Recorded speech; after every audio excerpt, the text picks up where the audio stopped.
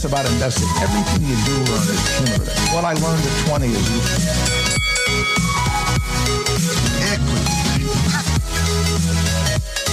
Welcome to another episode of Equity Mates, a podcast where we help you learn to invest to your absolute very best. We break down the world of investing from beginning to dividend so that you can hopefully make some returns. My name's Bryce, and as always, I'm joined by my equity buddy, Ren. How's it going, bro? It's good, Bryce. I feel like you're already duplicating openings again. Yeah, I threw absolutely very best in there. What, you're just changing the words now. Absolutely very best. To your very best. Yeah. Yeah. Well, look, so far no one's coming to say otherwise, so people must be really enjoying it. I guess so, or they don't care enough to comment. This is also true. All right, I'll commit to the next episode having something a bit different. I agree, running low on ideas, but also can't keep with the 20 minutes. Mate, invest and best have a lot of words that rhyme with it. Yeah. All right, give me one. Listen to us before you rest. Don't ever contest us. Neither of us wear a vest. That's true. I wear a vest. Yeah, there's plenty of words that rhyme. I reckon there's been a failure of imagination, and we will commit to fixing it in August. That's well, yeah. and that's fair. By Look, we, I mean you. Yeah, me. Really. I'll take it as a task to do, but that's because all of our. I'll give you some rhyming words. Okay, thank you. Send them through. Yeah. But that's because all of our brain power, Ren, is going into today's episode, which is the Ask Us Anything for the month of July. Pretty keen to get stuck into it. For those of you who are new to the show, welcome on board. Welcome to our journey of investing. Super keen to have you.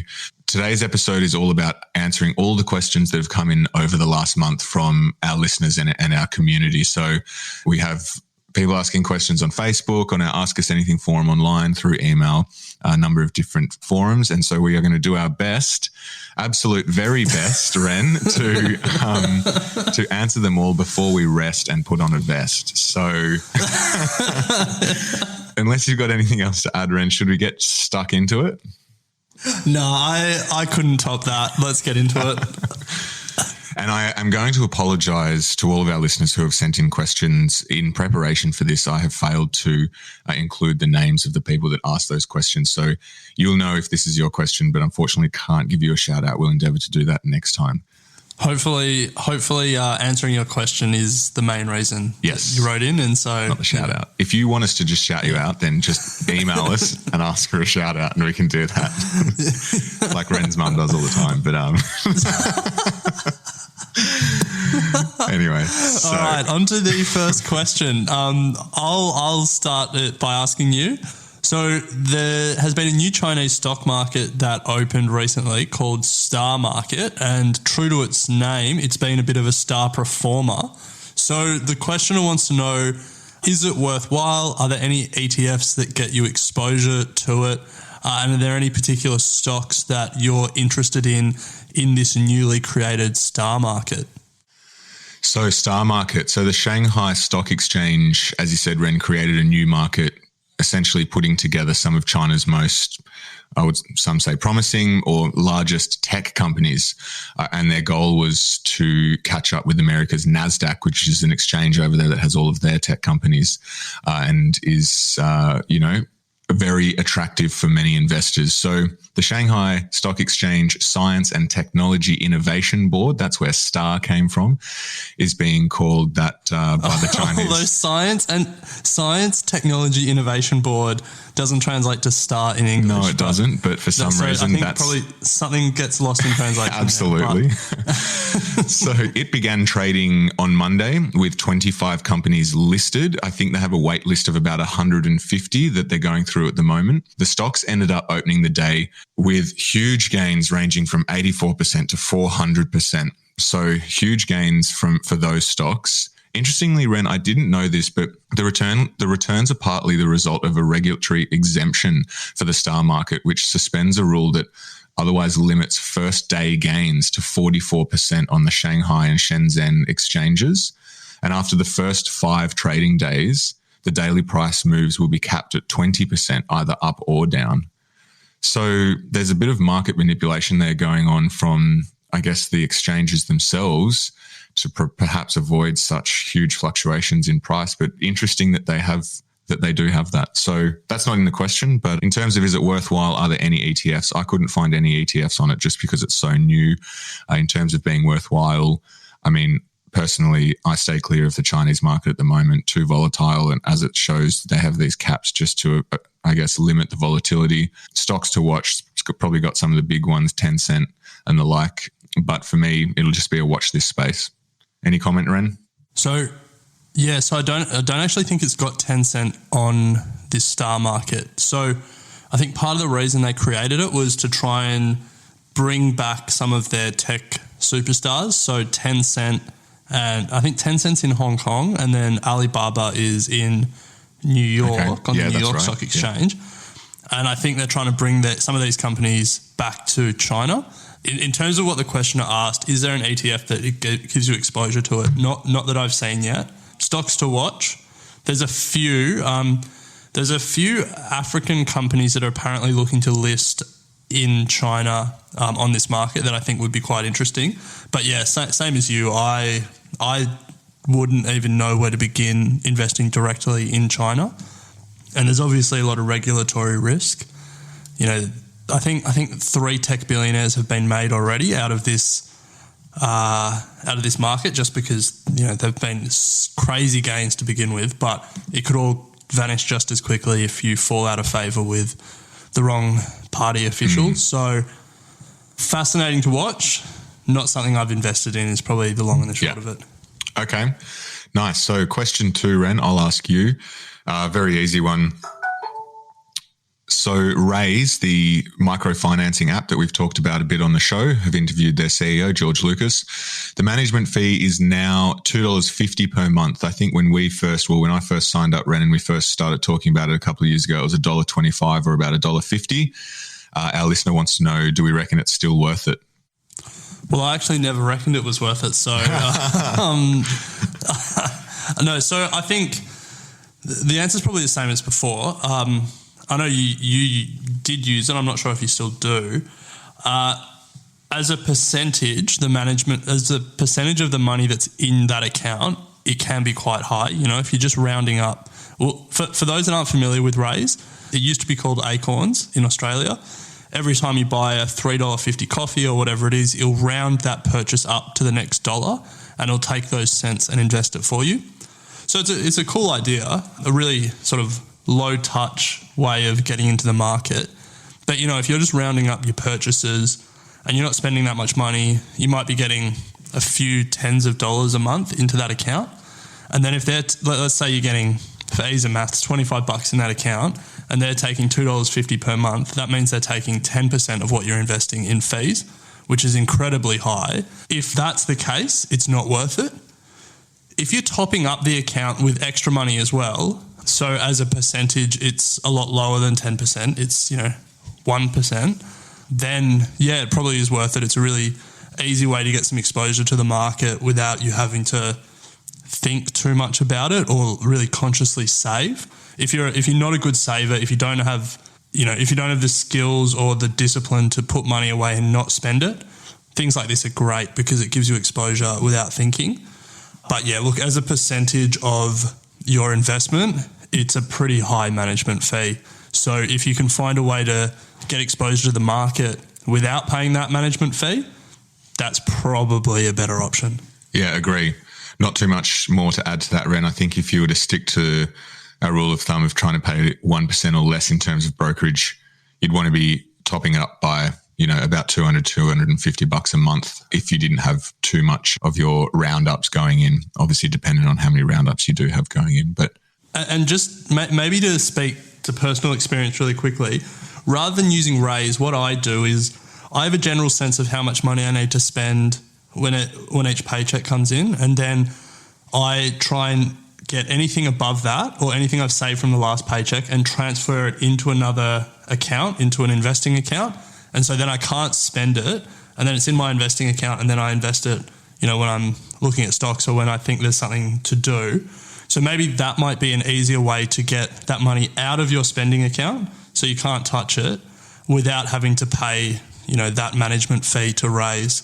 So it's just about finding something that works and ideally finding something that is the lowest possible fee or no fee way of getting exposure to the market. Yeah, agreed. Okay, next question, Ren. All right. Next one's a bit of a long one, and it's a bit technical, but I'll just try and pull out the main points. So the questioner works for a company that grants restricted stock options, RSUs, not sure how the acronym comes, but grants them these RSUs every year. And so the questioner is asking, how do you calculate their returns based on these? Because the acquisition cost for these options is listed at zero. I assume they mean in their brokerage account or wherever they're looking at it. And then they're calculated at fair market value on the date that they vest. Now, a lot of this may not make sense for people that aren't getting options, stock options from their company. I wouldn't worry too much about it. Essentially, the questioner wants to know how they should calculate returns, how they should think about tax, and then there's another program, a stock purchasing program, that allows them to purchase stock at 15% below market value. And then they also are asking the same questions about that. So there's a lot of questions wrapped up into one there. I don't know how you want to tackle that. Probably to start with, we want to say that we don't give tax advice. Yeah, absolutely. That would be how I start. Definitely, this is a question for the tax accountant. And also, just sorry, we both work for companies that do things like this. I don't get options. I'm not sure if you do, but there'll be someone in your company that should be able to give some advice on this, surely. Yeah, no, I don't get... Sorry if you were going to say that. That's okay, no. Yeah. I do not get options either, but we do have the employee stock purchase program where we also get to purchase at a 15% discount. So with RSUs, you're taxed, this is from what I've researched, you're taxed when you receive the shares. So your taxable income is the market value of the shares at the time of vesting. So if you've received restricted stock units, that's great, but it's at the time that they vest that you will be taxed, and that taxable income is how it's valued. In terms of the employee stock purchase program, you have to take into consideration a number of inputs. So the market price on the first date of the subscription period, market price on your purchase date, discount rate, market value on the date of sale if you do sell them, and then obviously your ordinary tax income as well, plus any capital gain. So a bit complicated. I did have a Google at this, and there is a great website, ESPP Calculator, that essentially does it all for you. So I'd check that out. But look, without giving too much advice around this tax side of things, because it is very specific, I'd probably just leave it there and say, check it out with, as you said, Ren, someone in your company will know, or a tax accountant. So yeah, should we move on? I guess so, yeah. I don't know if we answered that question very well, but I think it's one that is we just like, we don't know you. Yeah. We can't give you tax advice. So I've got one for you, Ren. Yeah. This one comes through from a listener, loves the podcast and has heard us talking about the Asian market a lot. So wants to know what we think of China's Tencent as an investment option. Is it too big now to give any solid market return? Obviously, we're not giving any investment advice, but... yeah, I was going to say... I feel like we say... let's rephrase this and say, what are your thoughts on Tencent as a company? Yeah, okay. I hate the fact that so many of the questions we start with, we can't give specific tax or investment advice, but the fact of the matter is we can't, and... really, we shouldn't. You shouldn't be looking to us for it. We're all just trying to learn together. In saying that, Tencent, fascinating company, one of the big Chinese internet giants, has obviously had a crazy run of late, although it did fall pretty sharply at the end of last year. This year alone, it's up 16-17%. So it's a really strong company. It does a lot of internet services, gaming. It's got big investments in Chinese entertainment. It's got investments in AI. In a number of areas, it's sort of chasing Amazon and Microsoft in cloud computing and stuff like that. So it's a interesting company in a very large market with a lot of capital moving into the tech sector and with a large population base that is growing and adopting more and more technology. So there's probably a lot of positive macro trends. On the flip side, though, I think we said this in an answer to a question earlier. All it would take is, one person in Tencent to annoy someone in the a senior party official, and then there's an open question about that. So there's always that regulatory risk in China, but it would definitely be it would be a company on my watch list, I guess, is probably as far as I'm going to say. Nice. I don't know. What about you? Yeah, certainly company on my watch list has been for a while. As you said, they have their fingers in a lot of pies. Huge company. I think 16% to 17% growth since start of year is actually probably below market return. So that's fair. That is fair. Yeah, that's interesting. I don't know how the Chinese market's gone, but yeah, true. But as you said, I think it's on the Nasdaq. So anyway, Hong Kong. Yeah, Hong Kong. Sorry, no, yeah, Alibaba's Nasdaq. So yeah, massive company. I think great potential long term in terms of the markets that it's in, but not one that I'm invested in at the moment. Yeah, I'm not invested in it either, but it is an interesting one. Equity mate. All right, so we're back, and I have a question for you. A listener has written in. They are looking to start their investment journey, start their first investing portfolio. A few details about them. They're in their late 30s. They have a family home with a small mortgage. The problem, as the listener sees it, is that they don't understand the basics of economics, things like interest rates and how they affect different asset classes. So while they're really interested in investing in equities, they're concerned that they don't have a good enough understanding of a broader sort of economic theory and how macroeconomics affects investments to really start investing. So I guess the questioner specifically asks, do we have any free courses that we'd recommend? But I guess also more generally, what are your thoughts on understanding economics before you start investing? It's a great question, Ren, and I would love to be able to say go to equitymates.com/economics course and pay $2.99 for our basics 101, but unfortunately we don't have that. Maybe that's a 2020 goal. No, this is a great question. The reason I like it, Ren, is because our listener has obviously really understood that to be a good investor, it's not just about understanding particular companies and understanding stock price movement and stuff. I think, it's really advantageous to have a solid understanding of how the economy works and how everything is interlinked. And then you can really start making some good predictive investments, I think, based on, as you said, interest rates and general economic activity. So great, I think, mentality to want to know more about this space. In terms of how would we do it, what my thoughts are, it's a lifelong journey. I don't think something that you can just pick up straight away. Obviously, there's a lot of economic 101 courses that you can do free online or through YouTube. I'd check out udemy.com, and obviously YouTube has a lot as well.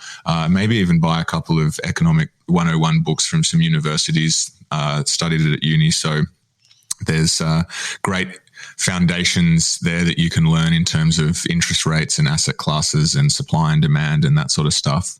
But in terms of other resources as well, I think reading the AFR financial, Wall Street Journal and those sorts of newspapers sort of front to back, if you can, really give you some good insight into how the economy works as well. They have some great articles, and obviously sign up to Thought Starters because Ren puts a lot of effort into putting some articles in there that give you a really good insight as well into how the economics works, not just domestically, but also globally. So yeah, I think my main message is probably don't try and get too phased about learning it all at once. It's something that you learn over time and you'll start fitting all the pieces together. Anything from you, Ren? I think the important thing to keep in mind is to not let perfection be the enemy of the good. Yeah. There will always be things that you don't understand or you want to understand better. And that's good. That means you're curious and you want to learn more, and you should run with that. But that shouldn't stop you from starting. It should encourage you to keep going and to learn more as you go on your investing journey. When we started this podcast, I didn't know the difference between an LIC in an ETF, and I now do, thankfully. But you just got to keep learning and keep going, but don't let it stop you, because there's a real value in starting as early as possible. And to think that you need to have a certain level of knowledge before you can start will mean you miss out on some of those early years of compounding growth. Alrighty, so we'll move on to the next one, Ren, and this comes in from a listener all the way from Sweden. So super exciting that we are finally making it outside the walls of New South Wales, Victoria, Western Australia, across the ditch and all the way up to Sweden. So awesome that we're starting to get some international listeners. Ren, this question comes in from him and his girlfriend, who's actually Australian. They are looking at starting to buy some stocks in Australia. And this is a classic question we get all the time. Where's probably the best and cheapest way to buy shares and stocks in Australia? I think the cheapest that we have at the moment may be CMC Markets at $6 a trade. Is that right? Do you know a cheaper one? I don't know. No, I know Interactive Brokers have a pretty good discount, have a percentage as part of your broker, but I haven't looked into that, to be honest. Okay, so I'm going to say at this stage, I think CMC is the cheapest in Australia at $6 a trade. In saying that, there may be a cheaper one, and we will shamelessly plug a cheaper one if they want to hit us up. But I also think, similar to my answer to the last question, don't let perfection be the enemy of the good. You know, the difference between $6 at CMC, $8 at IG, and there will be some, you know, in the tens or low teens. They all have different features. They all have different layouts, different selling points. Find one that works for you. And if you're willing to pay $2, $3, $4 more a trade, but you get better research, better information, you find it easier and you're more comfortable using it, that trade-off may be worth it. So find the one that works for you. But if you wanted to start at the absolute cheapest, the cheapest that I'm aware of, at least in Australia, is CMC Markets. And also, if you haven't already, listen to episode number 66 in our Essential archive. It's called The First Decision Every Investor Makes, and it's all about investing platforms. So I think we give a bit more of a comprehensive overview of all the points that Ren just touched on there. All right. Speaking of overseas listeners, we have a listener from the University of Illinois, I'm pretty sure it's right. So they've started investing in stocks a couple of months ago, and they have friends that also want to start their investing journey.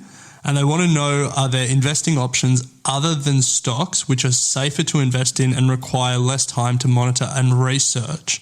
Interesting. Well, let me start by saying awesome again that we've got some listeners not in just Australia or Sweden, but now Illinois as well. So that's fantastic. We've finally cracked the US market. That's what we've been waiting for.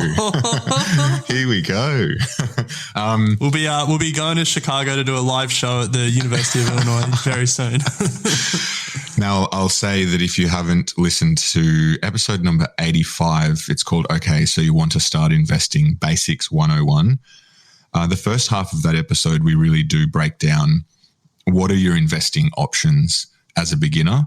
And we discuss, it's not just direct stocks, but there's listed investment companies and there's ETFs. And then you can also think about investing in commodities and those sorts of things. So I would start with that episode if you haven't listened to it already. And I guess my answer, the way I view this question, Ren, is he's talking about direct stocks. And to address the part of the question where he says requires less time to monitor or research, as we've discussed 1,000 times before, I think the best option is to go through something like an ETF provider and find some ETFs, exchange-traded funds that work for you, and then go from there. They don't really require too much effort in terms of watching day in, day out, and they're pretty straightforward to research as well, mainly based on macro trends or themes or indexes. So probably a good place to start. Likewise, over in America, there would be a bunch of micro investing apps similar to Raise over here. I think they've got Robinhood and a few others that you take away the... Yeah, well, they've got the original Acorns as well. And you're right, yeah, the original Acorns. So have a look at those, as we spoke about earlier on the show before. Great way to dip your toe into the water of investing and go from there. So that's probably my answer to that one, Ren. Anything from you? No, I think... There's no drama. Like whatever asset if you have a preference for a particular asset for whatever reason it is, you can. There's plenty of ways to make money in the market or in markets more generally. The main thing is starting, and the second thing is probably diversifying. So, you know, if they want to invest in property, there's ways to do that. If they want to invest in bonds, there's ways to do that.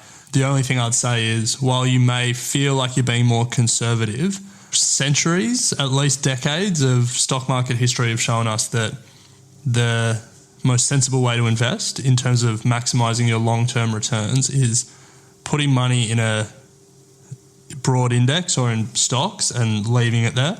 So just always keep that in mind when you're looking at other asset classes, that you may be arguing against history. Jeez. So I'll ask you the next one. Someone has written in and asked us about NAB's Equity Builder. Now, I am not across it, but I think that you are, which is good that I'm asking you this question. So they've asked about it as a program, NAB Equity Builder, and asked if apparently it helps you get into the market sooner. So they've asked about that, and they've asked about the tax benefits.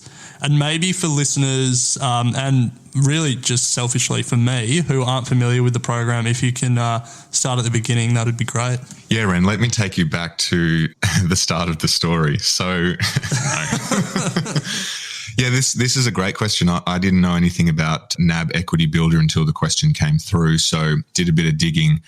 And, you know, it's an interesting product. So the NAB Equity Builder is a principal and interest investment loan that lets you borrow money to essentially buy financial assets through NAB. So you can buy things like managed funds, ETFs, listed investment companies, as well as some separately managed accounts as well. And the beauty with this, which I found interesting, is that there's actually no margin calls on this. It's just a regular month by month principal and interest repayment.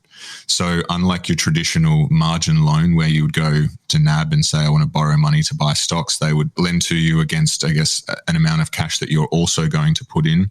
But then based on the performance of your share portfolio, if it dropped too much against the, I guess, leveraged value asset or LVA or whatever it's called, they would then say, hey, you need to put more money in.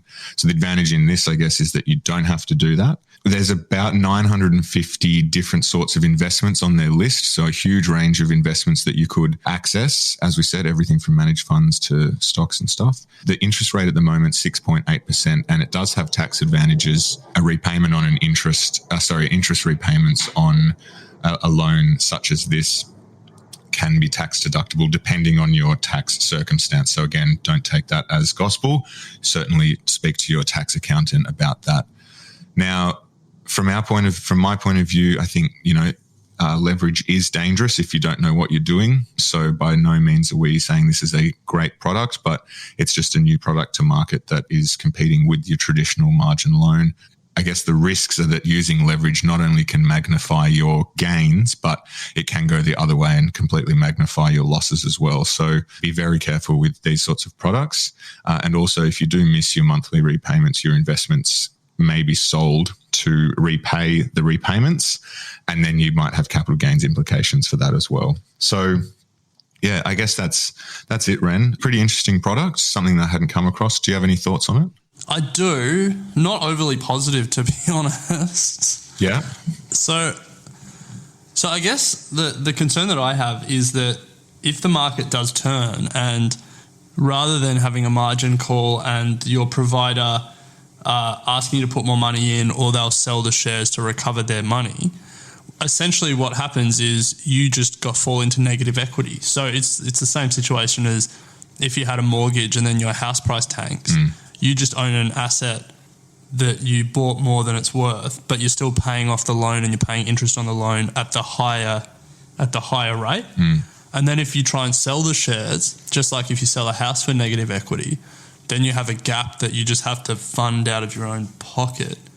So you can still go into negative equity with margin loans as well. You just don't. Yeah. But then then they ask you to put more money in, or they sell it to recover that money, then I guess you still have to fund the gap, don't you? Yeah. So it really is it much different to a margin loan? I don't think so. No, I don't think it's much different. All they're saying is, to be honest, I haven't really looked much into the NAB margin loan option. I think what they're saying here is that you're not going to be required to put in any more pending the performance of your stocks. It's just do you know what an interest rate on a margin loan is? I couldn't tell you, to be honest. Haven't looked into it. So I guess that's something to consider with these products as well, Ren, is that if you've got an interest rate of 6.8%, you'd at least want dividend return or capital gains return to be a lot higher than 6.8% just to make it worth borrowing money for. So something to consider as well. So I've quickly I've just Googled margin loan interest rates, and they're around 6% as well, between 6 and 6.8. So yeah, maybe I'm missing something, but I don't know. I don't think it's materially that much different. I'm sure there's something in the T's and C's that make it different, but in terms of high level, how it affects your portfolio, the benefits of it, borrowing money to invest more, and the risks of making a bad investment and then having to repay that loan and still pay interest on the loan. Yeah, and for me, the tax advantages. Well, there's a tax advantage either way, isn't there? Because if you're paying interest on a margin loan, that's tax deductible, isn't it? Yeah, but what I'm saying is that in itself is not a motivator for me to go out and take out this sort of product. The tax advantage that it comes with at this stage in my investing journey. Yeah, I mean, as Warren Buffett says, the best thing you can ever do is have to pay tax because it means you've made money. You've done well, yeah.